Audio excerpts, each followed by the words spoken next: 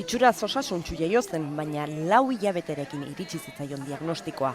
Ikerrek mitokondria arloko gaixotasun bat dauka. Cualquier órgano del cuerpo no tiene la energía para sostenerse o para desarrollarse. Ezin da mugitu, ezin du jan eta arnasteko ere zailtasunak ditu. Dificultades en el aspecto de que hay que tener mucho cuidado que no se atragante, medicación antiepiléptica. Eta epilepsia atakeak izateko arriskua gainera.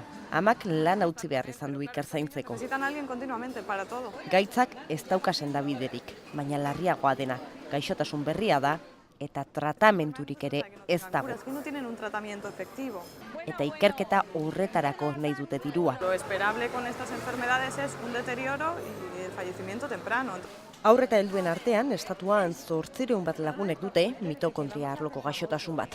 Gaur Donostian eta Tilintalan haurtzaindegiak antolatuta ikerren aldeko jaia ari dira egiten. Ale Subagok eta Olasagastik bat egin nahi izan dute, baita haurtzaindegiko 300 haurrek ere.